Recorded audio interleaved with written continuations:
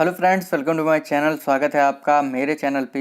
मैं हरप्रीत पटेल बात करूंगा आपसे इस वीडियो में बहुत ही महत्वपूर्ण टॉपिक पर, जिसका नाम है वृद्धि और विकास। और जैसा कि आपको पता है, हम लोग 1000 MCQs पर बात कर रहे हैं, जो कि बाल विकास और शिक्षा शास्त्र के हैं। और ये हमारा दूसरा पार्ट है। और इसमें हम लोग जो है बाल विकास की अवस्थाओं पर भी कुछ प्रश्न करेंगे।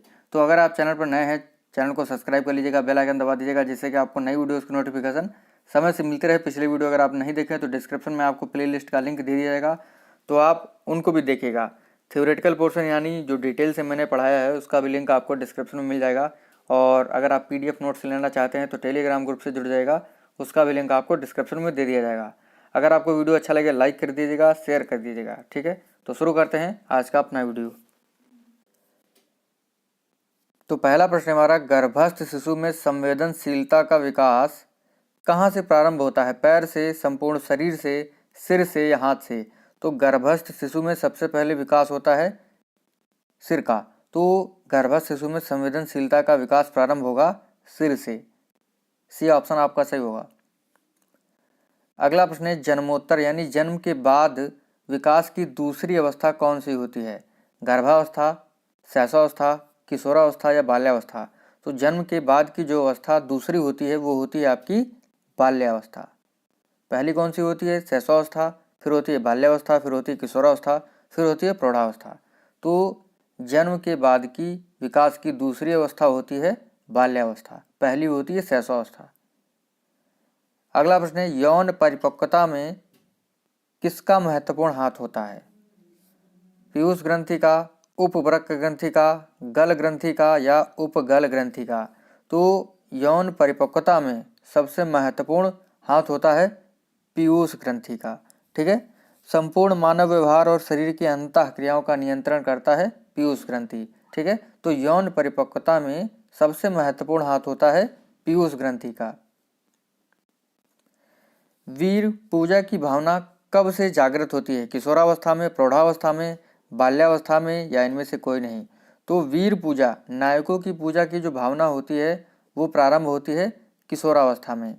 देखिए, मैंने शैशवावस्था, बाल्यावस्था और किशोरावस्था और वृद्धि और विकास पर जो है डिटेल से बात की है। अगर आपने उन वीडियो को नहीं देखा है तो डिस्क्रिप्शन में आपको उसका लिंक दे दिया जाएगा, आप उसे अच्छे से पढ़ सकते हैं। तो वीर पूजा की भावना जो आती है ये होती है किशोरावस्था में। शारीरिक और मानसिक परिपक्वता प्राप्त व्यक्तियों को कहा जाता है किशोर, बालक, वृद्ध, प्रौढ़? तो कहा जाता है इन्हें किशोर। अगला है, 6 या 7 वर्ष के बालक दूसरों के विचारों को स्वीकार करने योग्य नहीं होता है, क्योंकि वह बहुत छोटा होता है, क्योंकि वह अहम केंद्रित होता है, क्योंकि वह बुद्धिमान होता है, क्योंकि वह कल्पनाशील होता है? तो ये होता है अहम केंद्रित। ठीक है, इसी वजह से वह दूसरे के विचारों को स्वीकार नहीं कर पाता है, यानी वो सोचता है कि मैं ही सही हूँ। अगला प्रश्न है, वृद्धि के बारे में क्या सही नहीं है? अभिवृद्धि यानी ग्रोथ जो है वो शारीरिक होती है, ये आपका उत्तर सही है। अभिवृद्धि मात्रात्मक होती है, बिल्कुल सही है। अभिवृद्धि मापनीय होती है, बिल्कुल सही है। जीवन पर्यंत चलने वाली प्रक्रिया है, तो ये सही नहीं है, यानी प्रश्न के अनुसार आपका ऑप्शन डी सही है। वृद्धि के बारे में कौन सा सही नहीं है? तो जीवन पर्यंत चलने वाली प्रक्रिया वृद्धि नहीं होती है। डेवलपमेंट यानी जो विकास होता है वो जीवन पर्यंत चलता है, तो आपका ऑप्शन जो है इसमें डी सही होगा।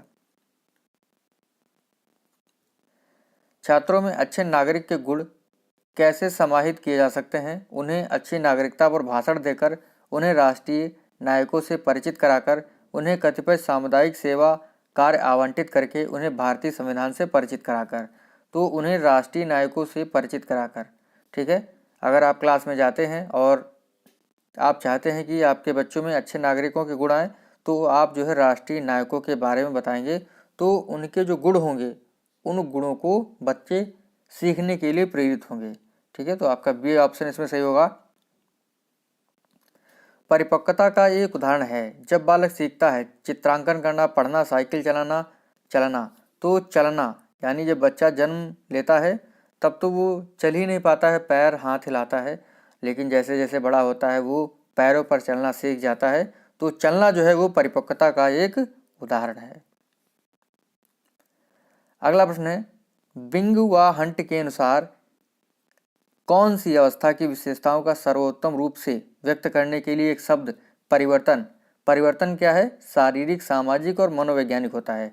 यानी कौन सी ऐसी अवस्था है जिसकी विशेषताओं को व्यक्त करने के लिए हम एक शब्द दे सकते हैं परिवर्तन, और परिवर्तन शारीरिक, सामाजिक और मनोवैज्ञानिक होता है। शैशवावस्था, किशोरावस्था, बाल्यावस्था या प्रौढ़ावस्था। तो बिंग व हंट के अनुसार किशोरावस्था, किशोरावस्था की विशेषताओं का सर्वोत्तम रूप से व्यक्त करने के लिए एक शब्द है परिवर्तन।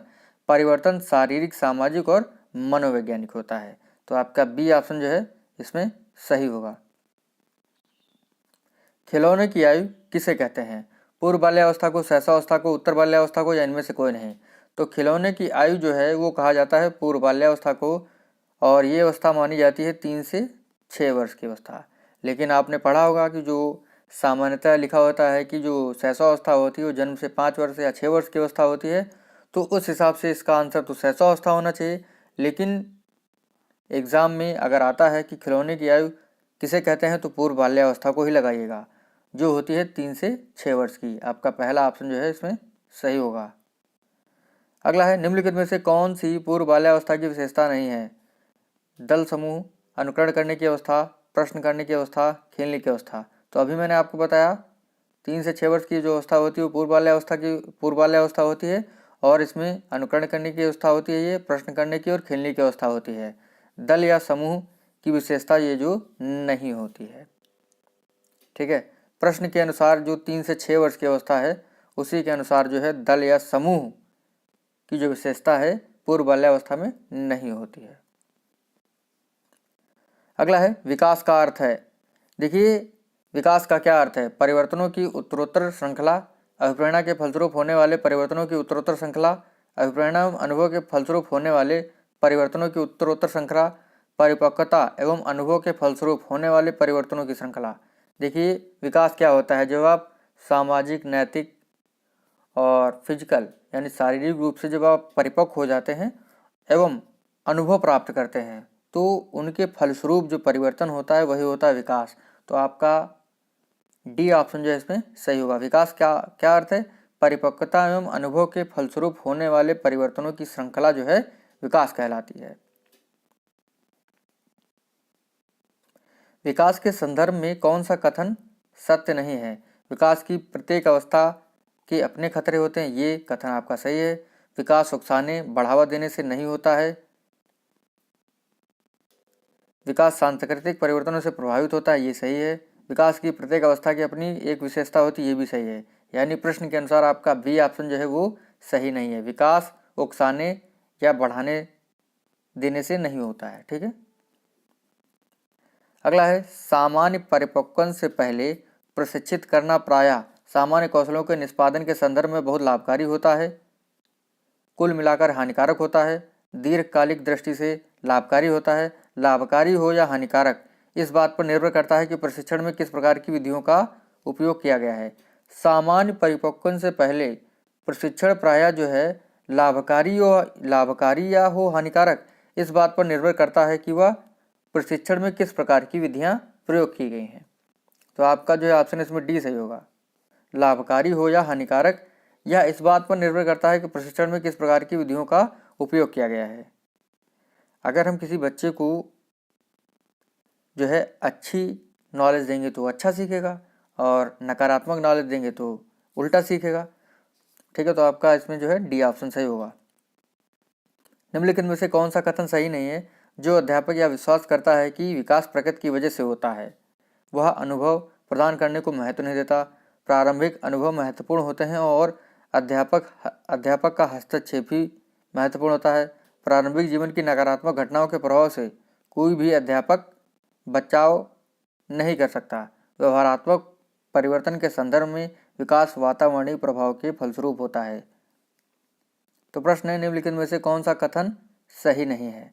तो आपका ऑप्शन जो है सी, प्रारंभिक जीवन की नकारात्मक घटनाओं के प्रभाव से कोई भी अध्यापक बचाव नहीं कर सकता है।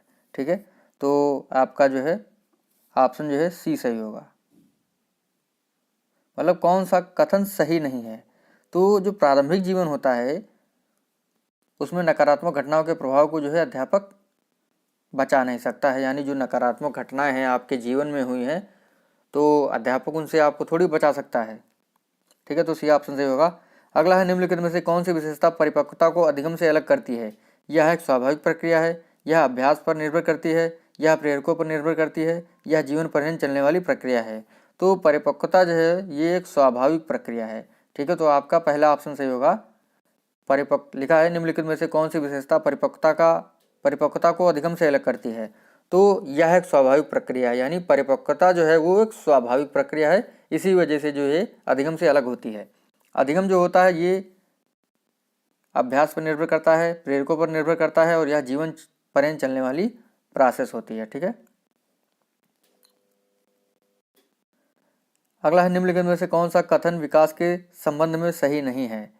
विकास प्रतिमानों की कुछ निश्चित विशेषताओं की भविष्यवाणी की जा सकती है, बिल्कुल की जा सकती है।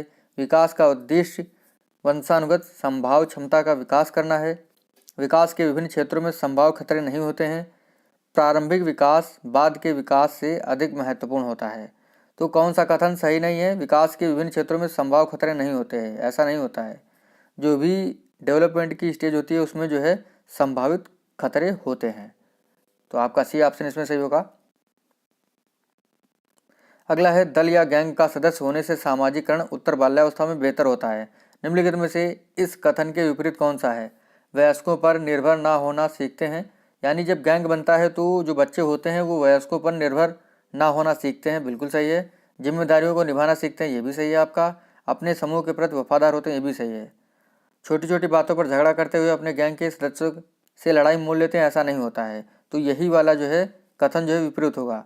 छोटी छोटी बातों पर झगड़ा करते हुए अपने गैंग के सदस्यों के साथ लड़ाई मोल लेता है, ऐसा नहीं होता है।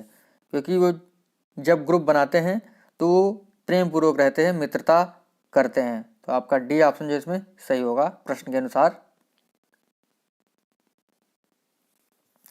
वह संधिकाल में निम्नलिखित में से कौन वाह्य अभिव्यक्ति नहीं है?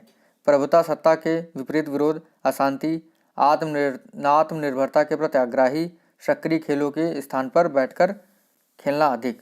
तो आपका ऑप्शन जो है डी सही होगा, सक्रिय खेलों के स्थान पर बैठकर खेलना अधिक। तो वह संधिकाल जो होता है ये इसमें जो गुण होते हैं वो बाल्यावस्था और किशोरावस्था के होते हैं। ठीक है, तो आपका जो ऑप्शन जो है इसमें डी सही होगा। अगला है, निम्नलिखित में से कौन सा कथन मिडिल स्कूल स्तर के विद्यार्थियों के विकास से सहमत नहीं रखता है? सामाजिक व्यवहार उत्तरोत्तर समवयस्क समूहों के आदर्श से प्रभावित होता है। इस अवस्था में अधिकांश बालक तीव्र गति से वृद्धि नहीं कर पाते हैं। बौद्धिक एवं सामाजिक व्यवहार पर स्व प्रभाविता का महत्वपूर्ण प्रभाव होता है। अधिकांश विद्यार्थी विशेष रूप से स्वकेंद्रित होते हैं। तो लिखा हुआ है, निम्नलिखित में से कौन सा कथन मिडिल स्कूल स्तर के विद्यार्थियों के विकास से सहमत नहीं रखता है? तो इस अवस्था में अधिकांश बालक तीव्र गति से वृद्धि नहीं कर सकते हैं। ठीक है, तो आपका ऑप्शन जो है बी, यही प्रश्न के अनुसार जो है सही होगा। इस अवस्था में अधिकांश मतलब ज़्यादा बालक तीव्र गति से वृद्धि नहीं कर सकते हैं। तो ऐसा नहीं होता, बहुत ही कम बच्चे होते हैं जो वृद्धि नहीं कर पाते हैं, अधिकांश नहीं होता है। तो आपका बी ऑप्शन जो है इसमें सही होगा।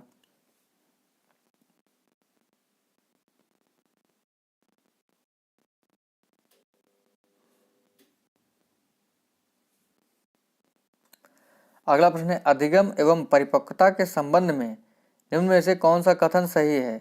यदि मानव विकास केवल परिपक्वता से होता तो मनुष्य केवल न्यूनतम तक ही सीमित रह जाते। वंशक्रम संभाव क्षमता की सीमा के कारण बालक एक निश्चित सीमा से आगे तक विकसित हो सकते हैं। बालक विकास की दृष्टि से जब सीखने के लिए तैयार नहीं होते हैं तब वे अधिक प्रयास के द्वारा सीख सकते हैं।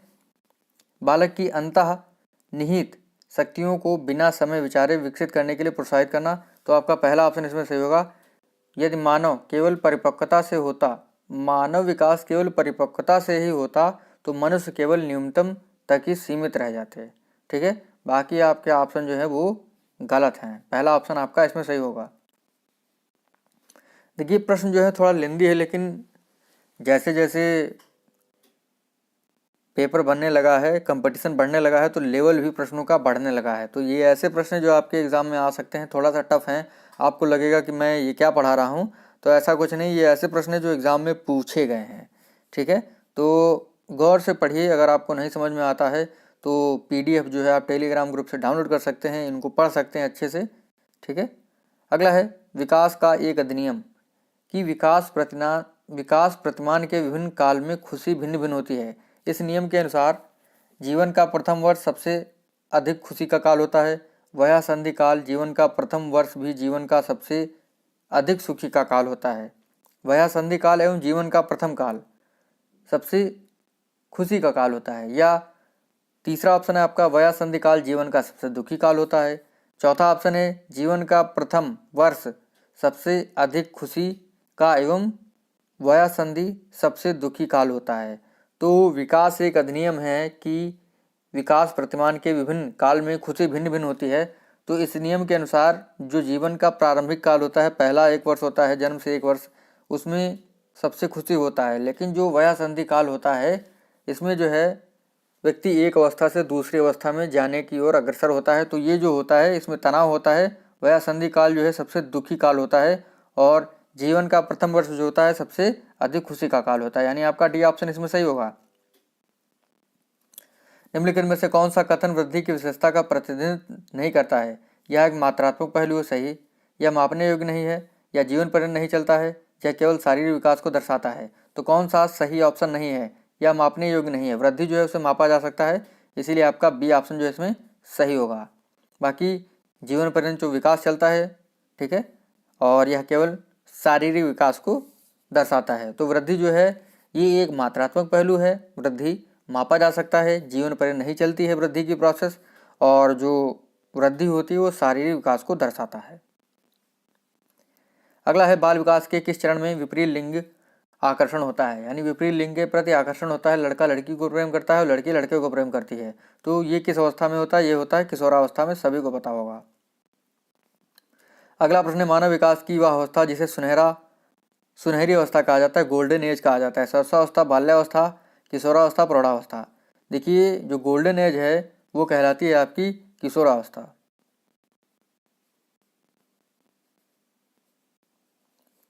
और संवेगात्मक विकास का अनोखा काल जो है वो कहलाता है आपका बाल्यावस्था। ठीक है, संवेगात्मक विकास का अनोखा काल वो होती है बाल्यावस्था। ठीक है, और संवेगात्मक विकास का अनोखा काल बाल्यावस्था को किसने कहा है? कोल एवं ब्रूस ने। अगला है निम्नलिखित में से कौन सा बालकों के अधिगम एवं विकास में सबसे अधिक योगदान देता है? तो परिवार, समवयस्क समूह और अध्यापक। ये जो समूह होता है आपका, ये बाल विकास यानी अधिगम और विकास में जो है काफ़ी अधिक योगदान रखते हैं। अगला है एक बच्चे की वृद्धि और विकास के अध्ययन की सर्वाधिक अच्छी विधि क्या होगी? वृद्धि और विकास से संबंधित तो विकासीय विधि होगी। आपका सी ऑप्शन जो इसमें सही होगा। अगला है विकास के परिप्रेक्ष्य में समय के साथ होने वाले परिवर्तनों में निम्नलिखित में क्या शामिल है? रूप, दर, अनुक्रम या ये सभी? तो विकास के परिप्रेक्ष्य में समय के साथ परिवर्तन की दर शामिल होती है। आपका बी ऑप्शन जो इसमें सही होगा। अंतिम प्रश्न हमारे इस वीडियो का। अगर आपको वीडियो अच्छा लगे लाइक कर दीजिएगा, शेयर कर दीजिएगा। प्रतिबिंब, अवधारणा, प्रतीक एवं संकेत, भाषा, शारीरिक क्रिया और मानसिक क्रिया अंतर्निहित है। अनुकूलन, प्रेरक पेशी विकास, समस्या समाधान या विचारात्मक प्रक्रिया। तो प्रतिबिंब, अवधारणा, प्रतीक एवं संकेत, भाषा, शारीरिक क्रिया और मानसिक क्रिया अंतर्निहित होती है प्रेरक पेशी विकास के अंतर्गत। आपका बी ऑप्शन जो है इसमें सही होगा। इस प्रकार से आज का जो हमारा वीडियो था यहीं पर समाप्त होता है। मिलते हैं आपसे अगले वीडियो में। Thank you friends.